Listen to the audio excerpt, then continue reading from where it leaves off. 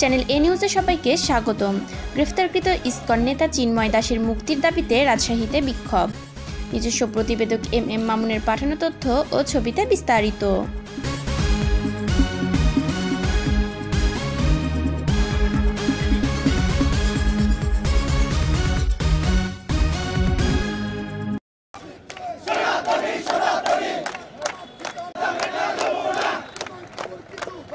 গ্রেফতারকৃত ইসকন নেতা চিন্ময় দাসের মুক্তির দাবিতে রাজশাহীতে বিক্ষোভ কর্মসূচি পালন করেছে সনাতনী ধর্মাবলম্বীরা। মঙ্গলবার ২৬ নভেম্বর বিকেল ৩টায় নগরীর আলুপট্টিতে মানববন্ধনে তারা চিন্ময় দাসের মুক্তি দাবি করেন। এ সময় তারা বিভিন্ন স্লোগান দিতে থাকেন। পরে মানববন্ধনে অংশগ্রহণকারীরা মিছিল নিয়ে নগরীর গুরুত্বপূর্ণ সড়ক প্রদক্ষিণ করে। মিছিল শেষে আবারও তারা আলুপট্টিতে জড়ো হন। এ সময় পুরো এলাকা জুড়ে অতিরিক্ত পুলিশ মোতায়েন করা হয়, টহল দেয় সেনাবাহিনী। মানববন্ধনে বক্তারা বলেন, এটি কোনো রাজনৈতিক কর্মসূচি নয়। চিন্ময় দাস সনাতনীদের ৮ দফা দাবি আদায়ে কাজ করতেন। তাকে মুক্তি দেওয়া না হলে কঠোর আন্দোলনের হুঁশিয়ারি দেন আন্দোলনকারীরা। রুবাইয়া জাহান, ডেস্ক রিপোর্ট, চ্যানেল এ নিউজ।